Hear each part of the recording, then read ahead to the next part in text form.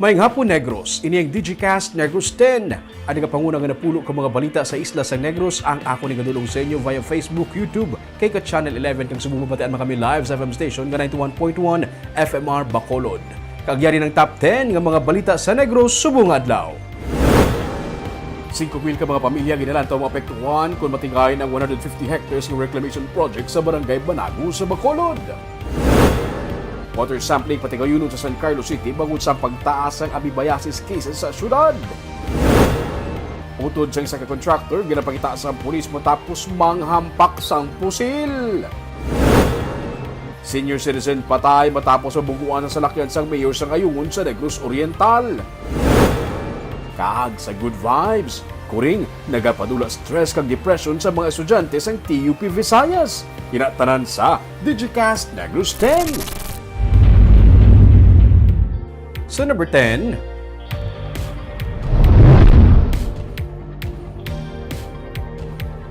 masobra sa 20 ka mga kolorum ng mga tricycle na impound sa unang adlaw sa operation sang Task Force kontra kolorum ng mga tricycle sa Bacolod City. Mga 8-trike ang kalabanan sa masobra 20 ka mga kolorum ng mga tricycle ang na-impound sa headquarters sa Bacolod Traffic Authority Office. Ini matapos man ang unang adlaw sang simultaneous operation sa katapos ang Task Force kontra kolorum tricycle sa Barangay Bata, Takuling, Mansilingan kag Barangay Tuca Inasang Aga. Ginsiling na ni Councilor Al Victor Espino nga chairman sang task force nga wala sang ayuanay sa ginapatuman nga dinakpanay. Sa records sa Committee on Transportation and Traffic sa Konseho, naglabot sa 10,000 ang kolorum tricycle sa syudad. Mga ukon may 1,500 pesos nga multa para sa ma-impound nga kolorum tricycle.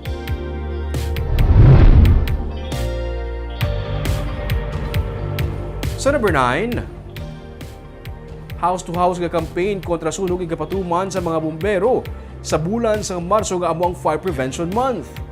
May 30% nga ginubuo sang fire incident sa probinsya sa Negros Occidental kung ikumpara ang 53 ka mga insidente sang sunog sa March 2021 sa 37 ka mga fire incidents sang March 2022. Pero tuyo sa pamunuan sa Bureau of Fire Protection nga kung mahimo mapaiway ang mga nagluntad nga sunog nga sarang makahalit sa propiedad kag magresulta sa pagkautas sang kabuhi. Gani sumugod sa Marso 1, masabasog pa ang kampanya nga igalunsad sang ahensya na lakip na diri ang house-to-house nga pagbisita sang mga bumbero agud mapasanyog pa ang ihibalukag pagpanghanda sa mga komunidad batok sa sunog. Sunod sa kay Provincial Fire Marshal Fire Superintendent Kim Celiso, dako nga naging kontribusyon sa mga local government unit para madugangan pa ang mga fire stations, pati na ang pagtukod sa Community Fire Auxiliary Group sa mga kabarangayan nga nakabulig sa kampanya kontra sunog. Sa bulan sa Marso, natala naman ang simultaneous motorcade, symposium kag road show nga pangunahan sa BFP stations sa mga banwa kag syudad may kaangtanan sa pagdumdum sa Fire Prevention Month. Part lang na siya sang intensification yun. We will have a recorrida also. Tapos ang sa house to house na dalagi na siya. That will be year round. And we will make a culmination of that matter hindi gani sa end of March. Kundi sa last quarter of the year. We will be having our simultaneous barangay fire drill which involves the whole community. Dalagi na ang bilog nga komunidad. Pati ang responders, ang members ng komunidad, ang atong mga barangay officials.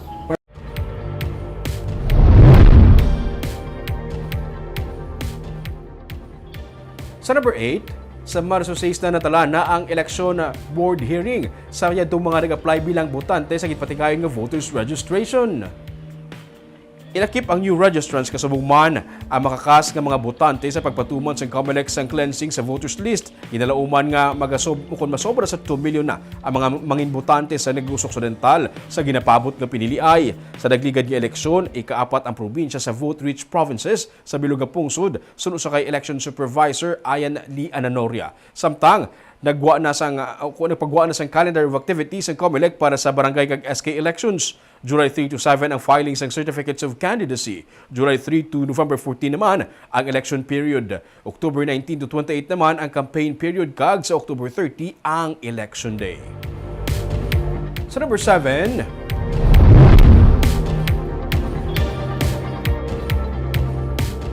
utod sa isa ka contractor nga nanghampak sang armas sa mga sakada ginapangita sang pulis. Armas nga ginhampak, naglupok.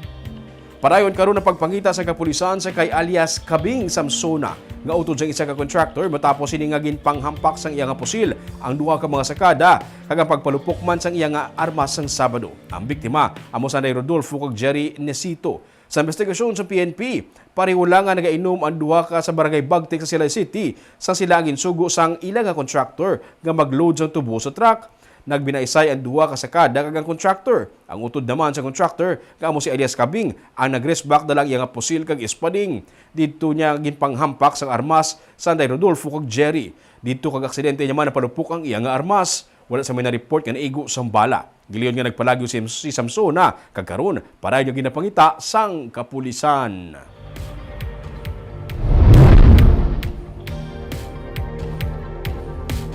Sa number 6, sa Carlota City, isa ka motorcycle rider patay matapos matumbang iya nga motorsiklo.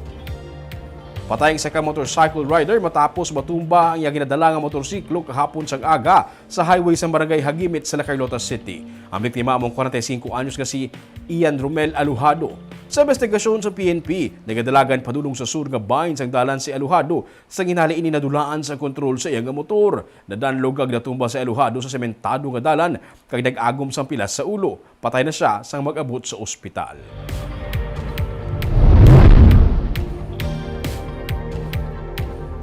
Sa number 5, isa ka lalaki nga missing nasapuan nga patay sa kilid sang kanal. Nasapuan sa kanal sa kilid sang highway sa barangay RSB sa Carlota City ang nagakaagnas nga bangkay sa 41 anyos nga si Emilio Aris. 4 ka adlaw nga ginapangita si Aris nga wala makapauli humalin sang Pebrero 20. Hindi man kitaon gilayon ang iyang nga bangkay bangod sang natabunan ini sang mataas nga mga hilamon. Sunod sa PNP, nagpauli nga nakainom sang amo nga adlaw si Aris kag posible nga natumba ini sa kilid sang dalan nga amo ang gitunaan sang iya kamatayon.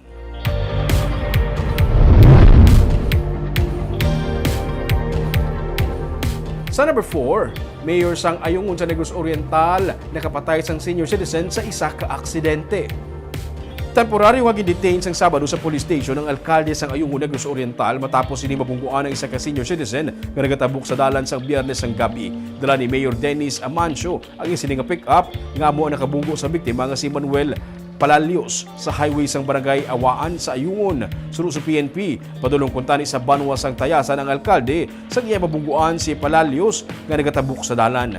Nakainom sunod sa pulis ang biktima kag gulpi lang ini nga nagtabok kag madulong pa ang dalan ang bukod nga nabungguan siya sang alkalde.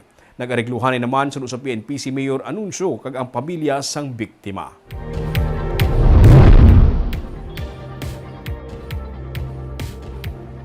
Sa number 3, importante nga ma-regulate sa Sugar Regulatory Administration ang presyo sang kalamay sa Millgate. Inisunod sa kay Negros Occidental 5th District Representative Dino Yulo nga nagduga nga dapat tigayon ma-maintain ang profitability level sa mga sugar farmers. Patag ni Yulo, ang mga small farmers sa kabukiran subong pa lang ang may higayon nga makapagaling. Gikan sa 3,300 pesos per LKG nga Millgate price, ini nagpanaog sa 2,800 per LKG.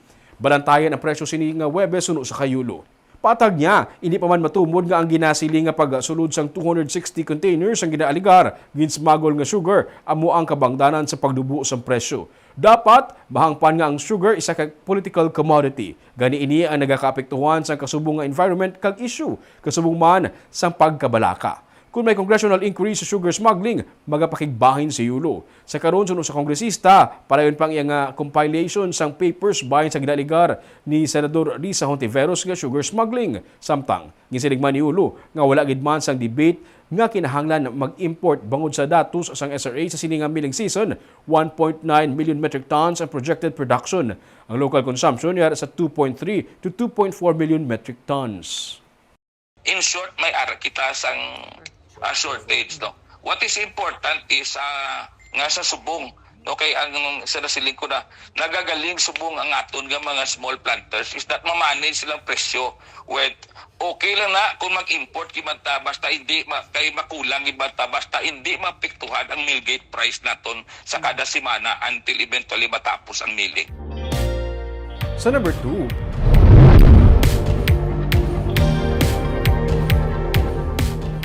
water sampling patigayunon sa mga water sources sa San Carlos City kasunod sa pagtaas sang amoebiasis cases sang syudad.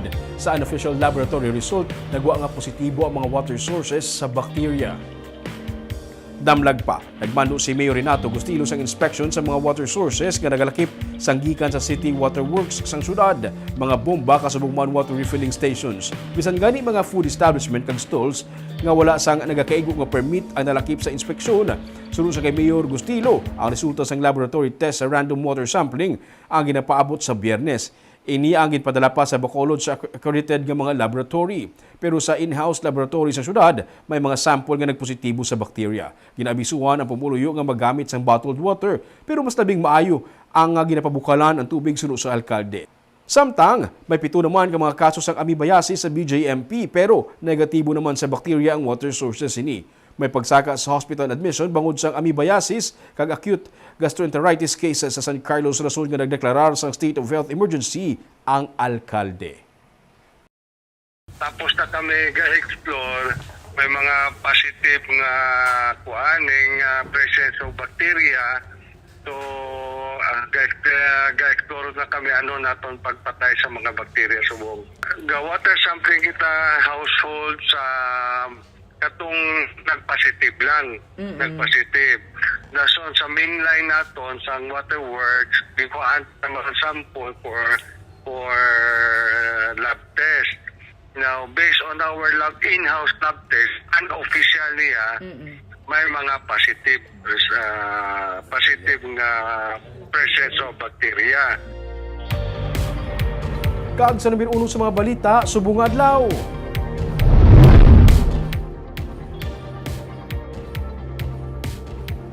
Ginapabot kami kapin sa 5,000 tanan ka mga pamilya mapektuhan sa ginaplano sa karon nga 150 hectares nga reclamation project sa isa ka pribado nga kumpanya sa Barangay Banago sa Bacolod City. May report si Nico Delfin. Nagutok ang session hall kaina sang aga sa nagtambo nga mga residente sa Barangay Banago sa public hearing angod sa ginaplano nga reclamation project. May 150 hectares nga porsyon sang kilid sang baybayon nga nasakpan sang barangay. Ang nalakip sa ginaplano nga proyekto sa negosyante nga si Jerry C. sa Bacolod. Gani ginabalabagan ini sang pumuluyo bangod sa nang sila madulaan sang ilistaran kag palangabuyan. Kalawang pitulya no. Kay sa nakita natin yung mga kahalitan, una ina din principal ina din nga makalit. Ang madislokar ang aton balay, kag aton palang habuyan, especially ang aton nga dunang manggan. Amo ini siyang principal nga ginalang taon naton nga labing maapektuhan sa nga propose nila nga reclamation. Wala sa hiring ang tiglawas ang pamilya C. Gani napaslawan man naman ang tungdan nga barangay officials kag bisan ang katapos ang Committee on Environment nga mahibaluan ang plano may kangtanan sa reclamation project. As I observe, Mr. Chairman, ang ilayaw sa vision ng sahon sa pumulyo sa barangay wala ko sila response. For my own, sa akon, hindi pa-consider nga public hearing. Public consultant yan. Kaya sila nasabat sa ating consultation.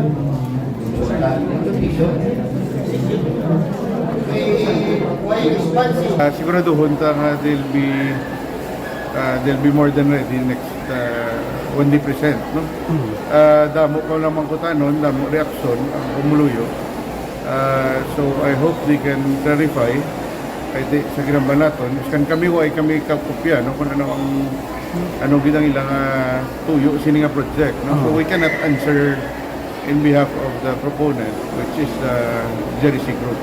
Magluwa sa reclamation project sa negosyante, ginadiyo naman karon sang syudad ang private-public partnership upod sa Bacolod Reclamation Gateway Corporation para sa plano nga pag-reclaim sang kapin 248 hectares sa coastline sang Banago kag Kaiping nga barangay. Ang kumpanya ang ginapanagiyahan naman sang pamilya ni Councilor Vladimir Gonzales.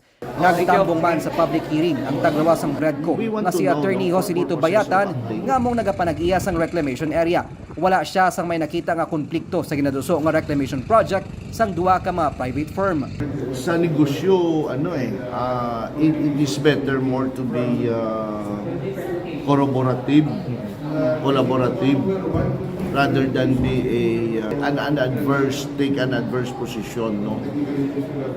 With the modern business now, big companies are even go into conglomerations, they go with consolidations, they go with merger. Naibaluan ko lang at of course they all have the same palariyo sila eh. I mean, ara sila sa baybay business. I guess they're all they're all monitoring each other lang. No? So, at the end of the day, ang aton is we have to hear the side of the people. Sa ginambal naton, ang committee ko hindi maka-obra sa kampon wala sa public hearing. Proseso na ang ginatawag. Ang katapos ng Banago Against Reclamation Movement ang naghihinyo sa syudad nga kuntani, mapungga ng ining nga mga plano. Nagalaom sila nga hindi pagpaboran sa konseho ang ginihinyo nga resolution of no objection o kunrono para sa proyekto. Nico Delfin para sa DGCast Negros.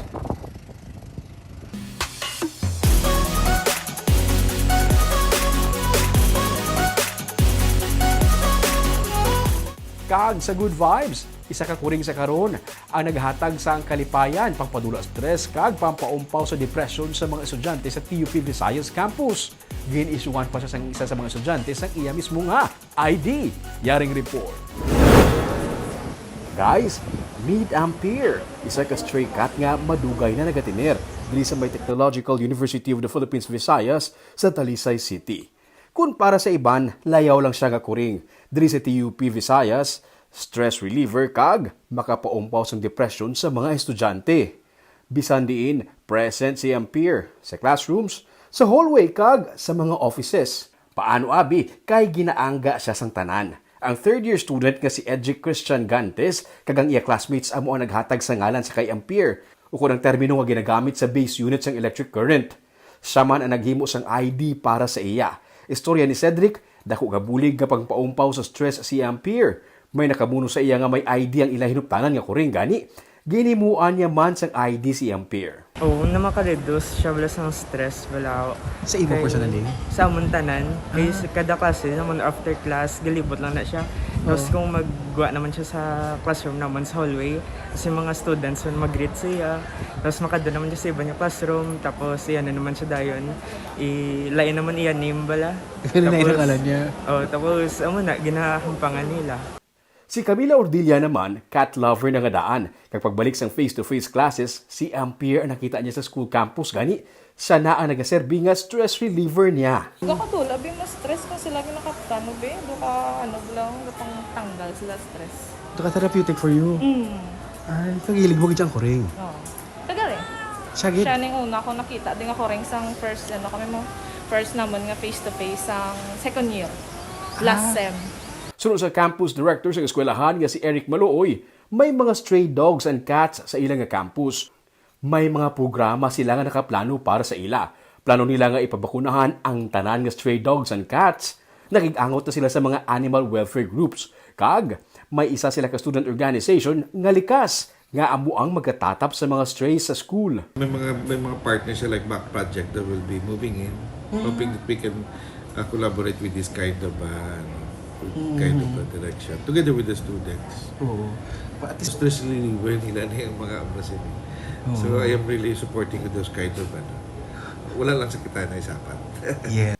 Sunod sa president sa likas nga si Jeremy Gold Sinizal, maga-designate sila sa isa ka lugar sa school campus nga para lang gid sa mga strays kag dira man sila ipakanon. May tingmiyar di sa area from TUP nga daragid sila namon tipunon and aradatan na ilang nga shelter.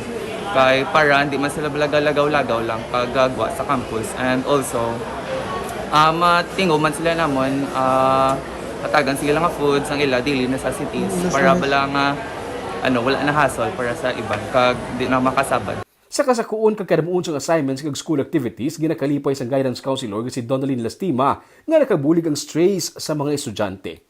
Hindi man kuno abi malikawan nga may mga pressure man sila nga ginatubang sa eskwelahan kag sa ilang mga balay kag saksi siya kung paano nakabulig ang mga strays ilabi na si Ampere sa mga estudyante. You know, the students took time to take care or to look after sa mga strays diri. It's also a good thing because kung mabuligan gani nila mga pets nga amo sini, they would also feel empowered to help themselves as well. Plano man sa eskwelahan nga ipa-adopt ang mga stray dogs and cats sa mga estudyante o kung sa mga empleyado nga luyag magsapupo sa ila. Kaagamoy ato mga balita sa Negros subong nga adlaw kay sa panahon sa karon dapat nakahibalo ka sa nagakatabo sa imong nga palibot pero dapat eksakto kag balanse ang mga impormasyon. Tugtog sa buwas ako si Romeo Subaldo, mayong hapon.